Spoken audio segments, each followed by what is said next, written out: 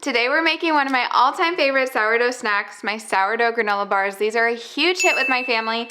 I love that they're not crumbly, they actually stay together. They're chewy and delicious and made with just 9 simple ingredients. This is gonna become one of your family's new favorites. So go ahead and start by preheating your oven to 325 degrees Fahrenheit and then melt your butter, and then we're going to mix these together.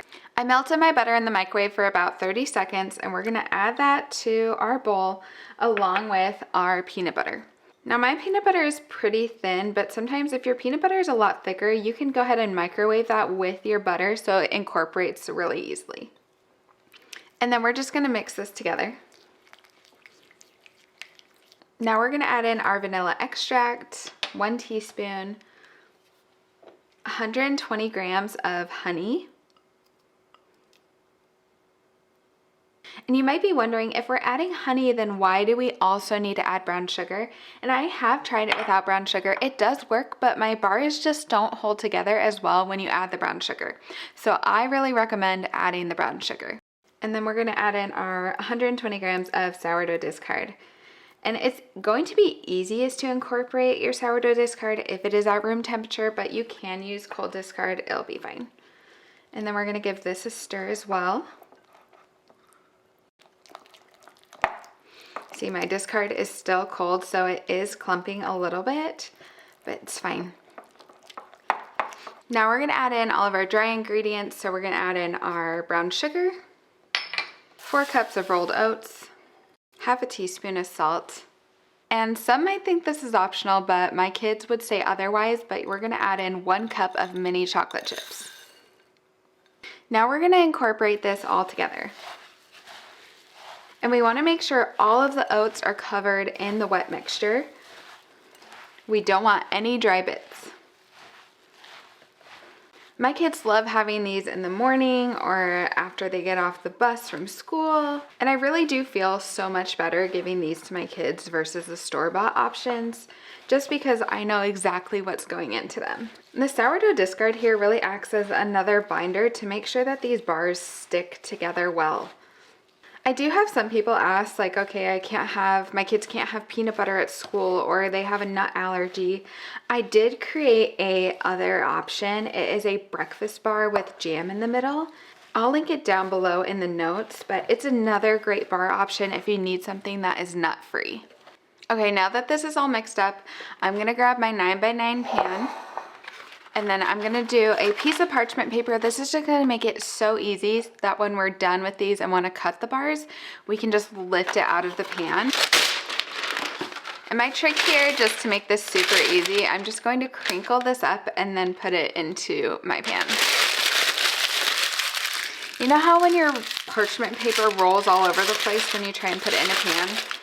If you crinkle up the paper and then press it in, it stays in place.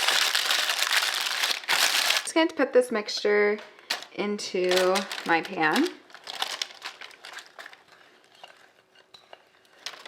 Look how good this looks. Okay, and then this next step is really important. We need to press this into the pan really well. This is vital to make sure we have a bar that actually sticks together in the end. So I'm going to show you my little trick to make sure that these stay together. Taste test. Really good. Okay, here's what I'm gonna do.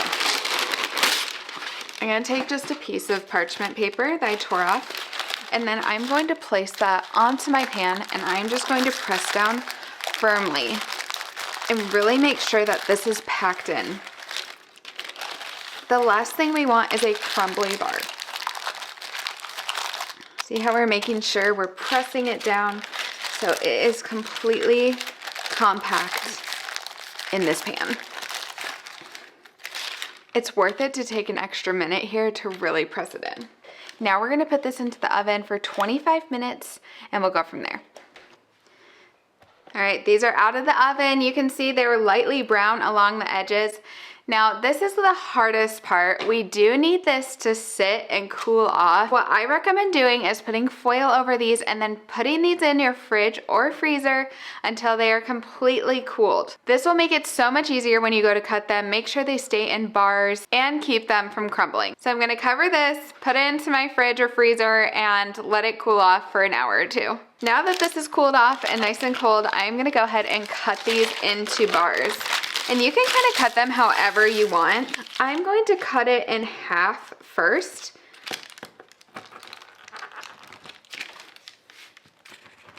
And I did have mine in the freezer so it would go a little bit quicker. And then I'm going to divide it in half first. And then I'm gonna cut each section into 3.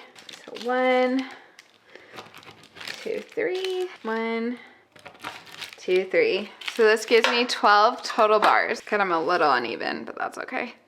And here it is, our finished bar. These are so yummy.